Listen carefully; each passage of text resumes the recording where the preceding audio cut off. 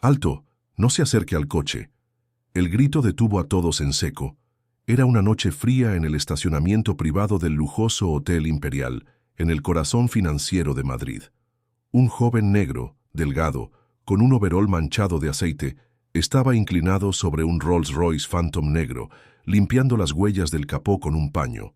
Pero al verlo, un guardia de seguridad blanco desenfundó su taser y comenzó a correr hacia él.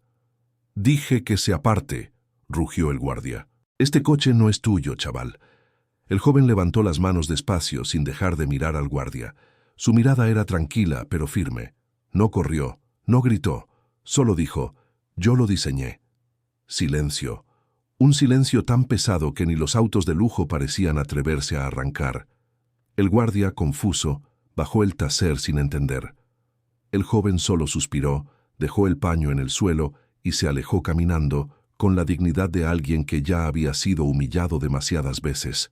Se llamaba Damián Oliveira. Tenía 27 años, y nadie sabía que era el heredero legítimo de uno de los imperios automovilísticos más poderosos de Europa. Damián trabajaba como mecánico en un taller de barrio al sur de Madrid. Su talento con los motores era tan extraordinario que sin herramientas electrónicas podía detectar fallos solo por el sonido del encendido. Muchos decían que era un genio, pero nadie se atrevía a apostar por él más allá de un cambio de aceite. Cada noche, después de cerrar el taller, Damián caminaba hacia el Hotel Imperial, no como huésped, sino como limpiador de coches de lujo. Allí, mientras lustraba Bentleys y Lamborghinis, memorizaba cada detalle, cada diseño, cada imperfección en la ingeniería. Y no por admiración, por venganza. Su madre, Lorena Oliveira, había trabajado como ingeniera para la empresa Valdés Motors, una multinacional de vehículos de lujo con sede en España. Fue despedida sin explicación, mientras estaba embarazada de Damián. Semanas después murió de un infarto causado por el estrés. Damián creció con esa cicatriz, con la promesa silenciosa de hacer justicia. Lo que pocos sabían es que Lorena tenía un secreto, un documento que guardó en una caja de seguridad. Damián nunca lo había abierto. Hasta ese día, esa noche, Damián entró en el pequeño apartamento donde vivía con su tía Carmen, una mujer que lo crió con amor y disciplina. La encontró viendo una telenovela en su sillón, con los pies hinchados y una manta sobre las piernas. «¿Cómo estuvo el trabajo, hijo?» «Como siempre, limpié el coche de un idiota con más dinero que sentido común». Ella rió, pero su risa se apagó cuando Damián se acercó con una caja de madera en las manos. «¿Es la de tu madre?» «Sí». «Creo que es hora». Carmen asintió. Damián abrió la caja con manos temblorosas. Dentro, además de algunas fotos antiguas, había una carta con el logo de Valdés Motors y un sobre cerrado con una inscripción. «Solo abrir si estás preparado para saber quién eres realmente». Dentro del sobre había una copia de una prueba de paternidad y un nombre, Rodrigo Valdés, el fundador y CEO de Valdés Motors. Damián cayó de rodillas. El aire se le fue de los pulmones. Todo encajaba. Su madre nunca hablaba del padre. Ahora sabía por qué. Rodrigo Valdés era su padre biológico y lo había abandonado, después de quitarle todo. A la mañana siguiente, Damián fue directamente a la sede de Valdés Motors. Vestía su overol manchado como una declaración de guerra. Los recepcionistas se miraron, incómodos, al verlo entrar. «¿Tiene cita?», preguntó una mujer rubia, ajustándose el auricular. «No, pero tengo pruebas. Y derecho», insistió. Gritó.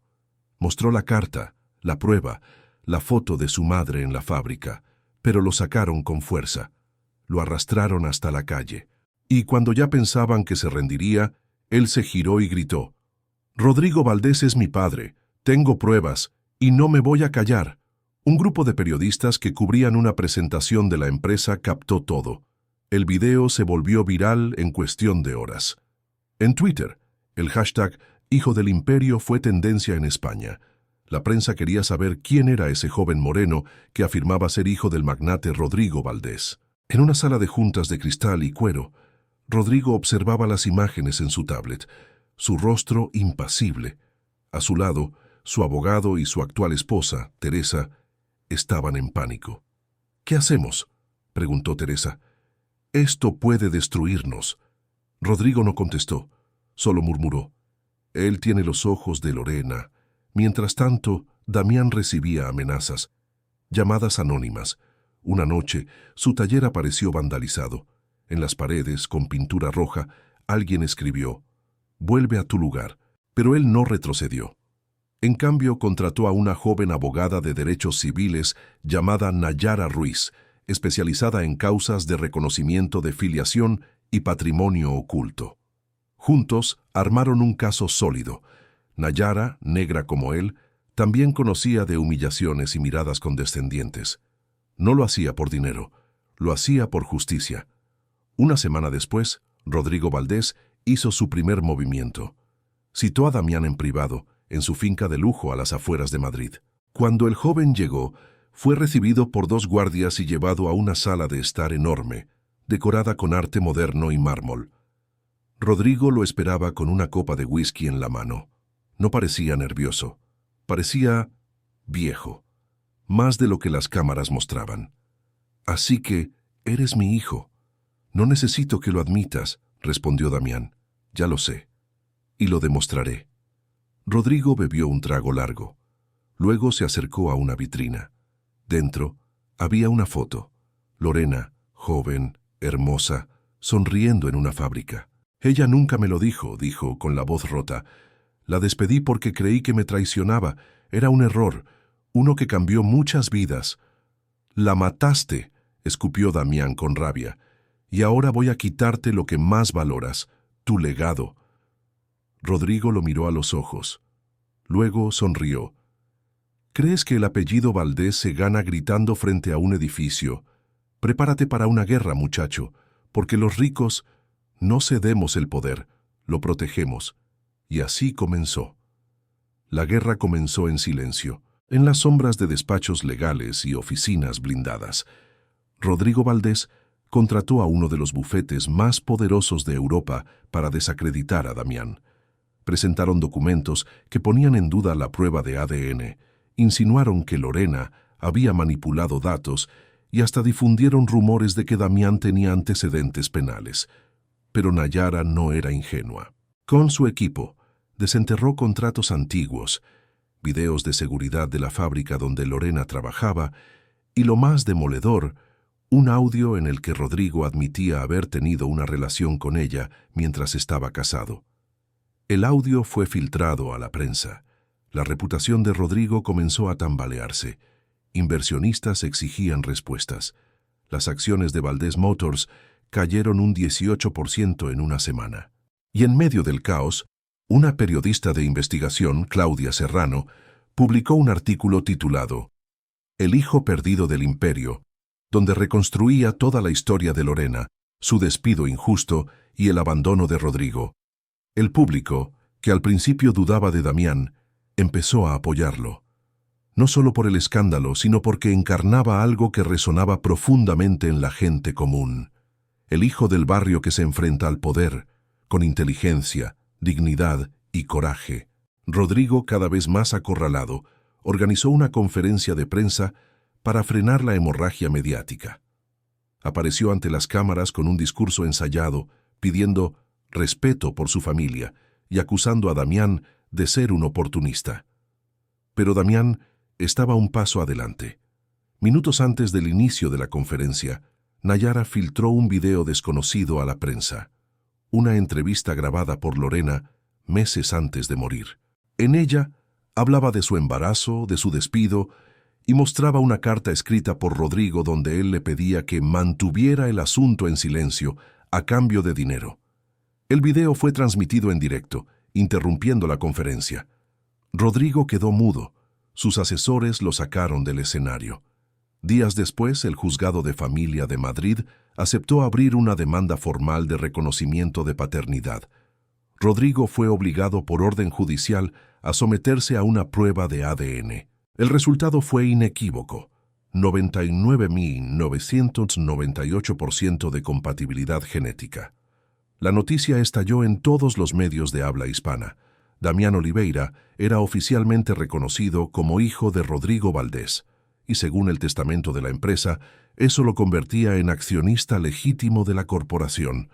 Pero el poder no se entrega sin sangre. Un día antes de la reunión de accionistas, donde se votaría su incorporación al consejo directivo, Damián fue emboscado al salir de su apartamento. 2 hombres lo golpearon y lo dejaron inconsciente en un callejón. Cuando despertó, estaba en el hospital, con una costilla rota y el ojo morado. Nayara, furiosa, exigió protección legal inmediata. Rodrigo, interrogado por los medios, negó cualquier implicación. Pero Damián lo sabía. Aquello no era un simple ataque, era un mensaje. No te metas donde no perteneces. Lo que Rodrigo no sabía era que Damián ya se había infiltrado. Semanas atrás, en secreto, Damián había empezado a trabajar con uno de los diseñadores internos de Valdés Motors bajo un nombre falso. Usando su talento y conocimientos de mecánica, propuso mejoras revolucionarias en un modelo de vehículo eléctrico que la empresa tenía estancado desde hacía años. Su diseño fue presentado en la junta directiva y aprobado. La directiva se sorprendió al saber que el diseñador anónimo no era otro que Damián Oliveira Valdés. Ese día, entró por la puerta principal con traje oscuro, mirada firme y una cicatriz fresca sobre la ceja. Todos lo miraban, algunos con respeto, otros con odio. Rodrigo no estaba presente. Se decía que había sido internado por agotamiento nervioso. Ya dentro del consejo, Damián propuso un cambio radical: crear un fondo de becas para jóvenes ingenieros de barrios marginales, invirtiendo el 2% de las ganancias anuales en talento emergente. Muchos se opusieron, dijeron que era una pérdida, que los de abajo no entendían el mundo empresarial. Eso mismo pensaron de mí, respondió, y aquí estoy, salvando su empresa con mis ideas. La propuesta fue aprobada por mayoría. Una noche, al salir del edificio, encontró a Teresa, la esposa de Rodrigo, esperándolo en el estacionamiento. Tenía el rostro demacrado, pero los ojos ardían de rabia. Tú destruiste nuestra familia. Yo no destruí nada. Solo levanté el velo que ustedes fingían no ver. ¿Qué quieres realmente? Justicia y futuro. Ella lo escupió en la cara. Él no se inmutó. Solo se limpió con un pañuelo, se subió al coche y se marchó. El punto de inflexión llegó meses después, cuando Rodrigo, ya recuperado, convocó a una entrevista exclusiva con un canal nacional.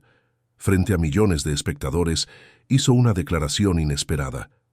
Durante décadas creí que podía controlar todo, el dinero, la narrativa, incluso la sangre. Pero estaba equivocado. Mi hijo, Damián, es el hombre que yo jamás logré ser. Me avergüenzo de haberlo negado, pero me enorgullezco de que lleve mi apellido. Las redes estallaron. Algunos lo aplaudieron por su honestidad tardía, otros lo condenaron como hipócrita. Pero lo cierto es que, desde ese momento, el apellido Valdés dejó de ser exclusivo de los salones de mármol y empezó a significar algo nuevo. Damián no se dejó seducir por los elogios. Siguió trabajando. Visitó barrios olvidados, fundó una academia de ingeniería para jóvenes racializados y transformó parte de su herencia en microcréditos para emprendedores discriminados por su color o condición social. En una conferencia en la ONU dijo: «Mi madre murió limpiando el piso de una fábrica que ayudó a construir. Hoy, su hijo dirige esa fábrica. No porque el sistema me lo haya permitido, sino porque me negué a rendirme». Un año después, la historia de Damián Oliveira Valdés era conocida no solo en España, sino en América Latina, África y comunidades negras de Estados Unidos. No por los autos, sino por lo que representaba, la revancha de los invisibles. Pero ni el éxito ni la fama borraban el dolor. En las noches de silencio, Damián miraba la foto de su madre, su sonrisa, sus manos manchadas de grasa, enseñándole de niño cómo usar una llave inglesa.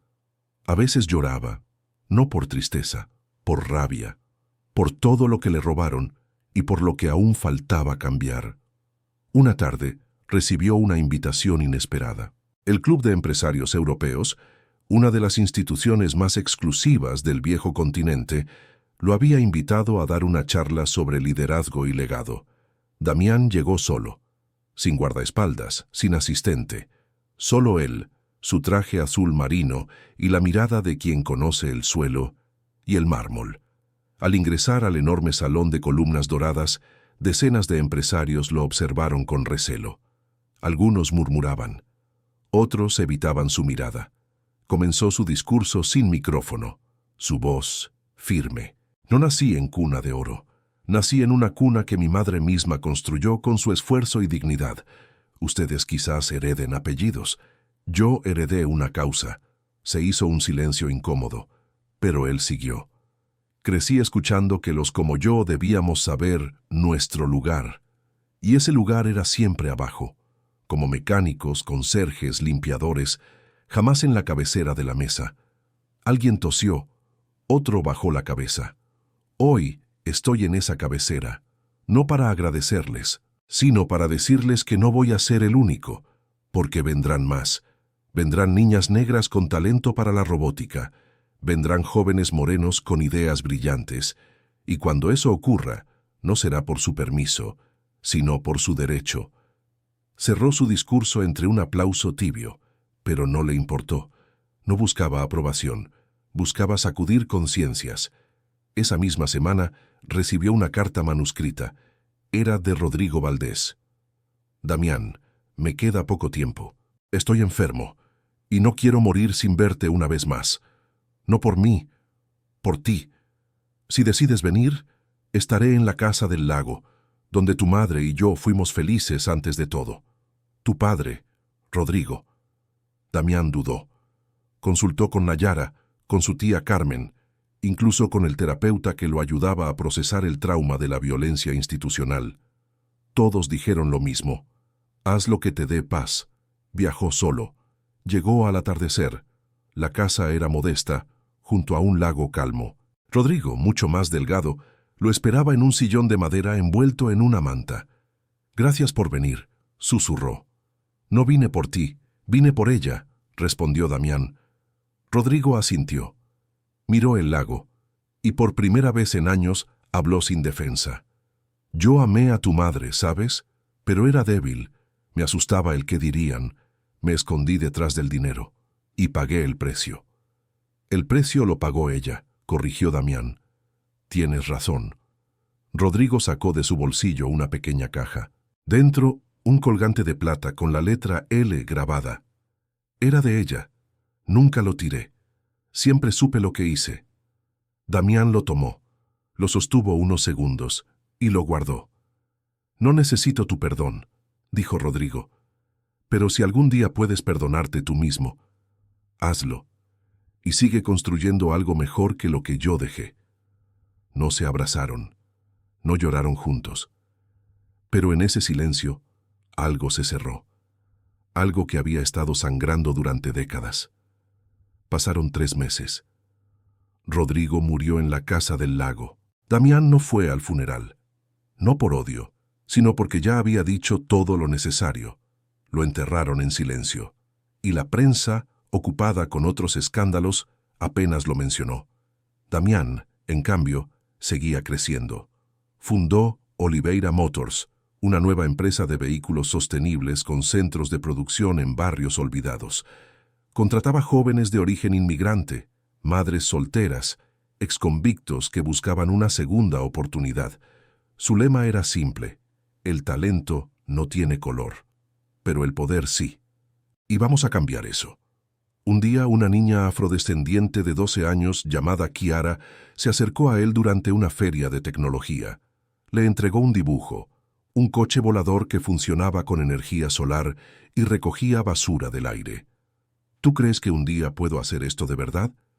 Damián se agachó, la miró a los ojos y respondió: «No solo puedes, vas a hacerlo, y yo voy a ayudarte». Ella sonrió y corrió a contarle a su madre. En una entrevista con la BBC, un periodista le preguntó: «¿Cree que ha vencido al sistema?» Damián rió. «No, el sistema sigue ahí, sólido, blanco, inmenso. Pero ahora sabe que respiramos, que pensamos, que no vamos a arrodillarnos, y eso ya es una grieta». Esa noche volvió a casa. Su tía Carmen lo esperaba con un guiso caliente. Nayara ya vivía con él y estaban esperando a su primer hijo. En la sala, sobre la repisa, había una foto. Lorena, él de niño en sus brazos, y el primer prototipo de su coche eléctrico detrás. Damián se sentó, besó la frente de Carmen y antes de cenar, se levantó y dijo: «Mamá, ganamos.